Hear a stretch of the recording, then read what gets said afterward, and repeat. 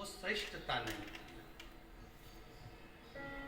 जो अधोगति में चले जाते हैं, अचानक जिनके प्राण छूट जाते हैं, उनके लिए ये कथा कर रही है। पितरों की 3 बेटियां, तीनों से गलती हो गई। आप शिव मंदिर में जाएं, कोई गलती ना हो, जल चढ़ाएं, मना नहीं, छींटा ना लगे, धीरे धीरे चढ़ाइए। और एक बात अच्छे से ध्यान में रखिएगा, शिव मंदिर से जब भी वापिस आए, जल चढ़ाकर अपना फर्ज पूरा अदा कर कर। फर्ज से मतलब,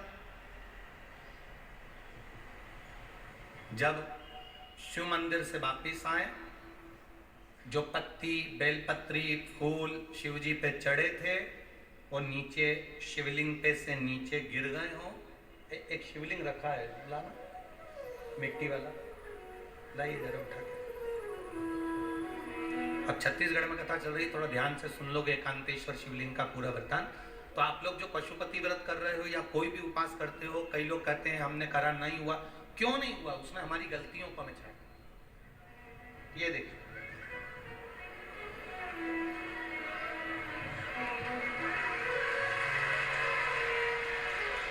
अब जैसे ये शिवलिंग रखा है, आपने जल चढ़ाया, अब जल आप यहां से चढ़ा रहे हो तो धीरे धीरे धीरे धीरे चढ़ाएं, जिससे छींटे बाहर ना, यहां तक छींटे रहेगा, जलाधारी तक चलेगा, बाहर ना गिरे। और एक बात का स्मरण रहे,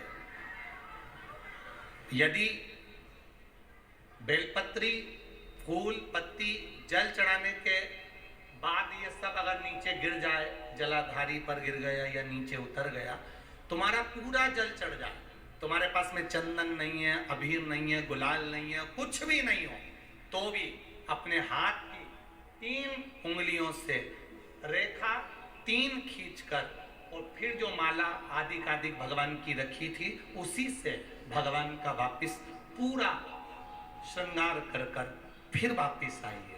भगवान को पूर्ण श्रृंगार,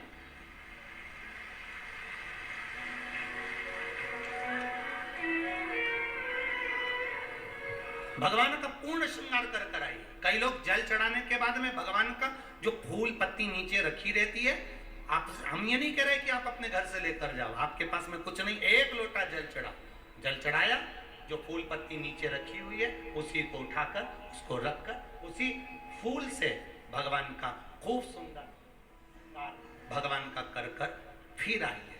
क्यों? शिव का जब हम श्रृंगार कर कर आते हैं, माता पार्वती जी ने देव अधिदेव महादेव का श्रृंगार किया है, आप लोगों के स्मरण में होगा।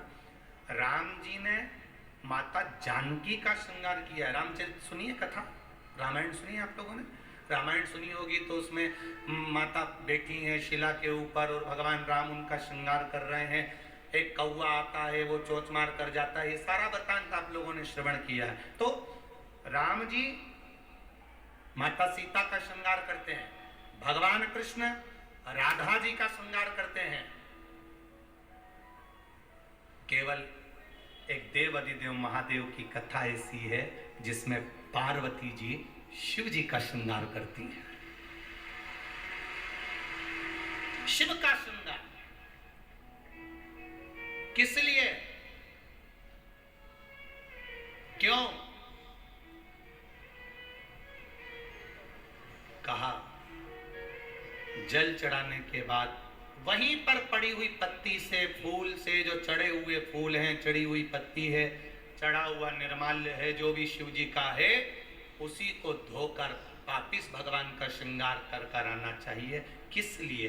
कि हे भोलेनाथ, जब मैं इस संसार सागर से जाऊं, अखंड सुहाग लेकर पूरी श्रृंगार कर कर इस धाम से जाऊं। ऐसी कृपा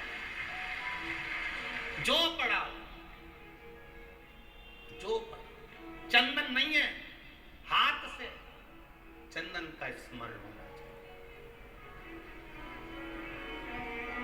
नहीं है हमारे पास लगाने को रोली, मोली, चंदन, जो भी आपके पास में, अबीर, गुलाल नहीं, अपने मन का गुलाल लगाइए, अपने मन का ऐसे से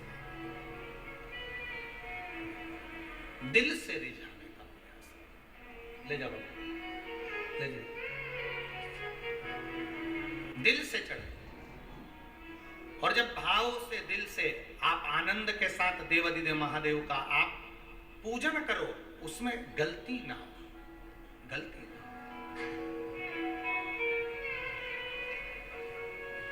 देखिए, पितरों की 3 बेटियों को श्राप लग गया। श्राप क्या लगा?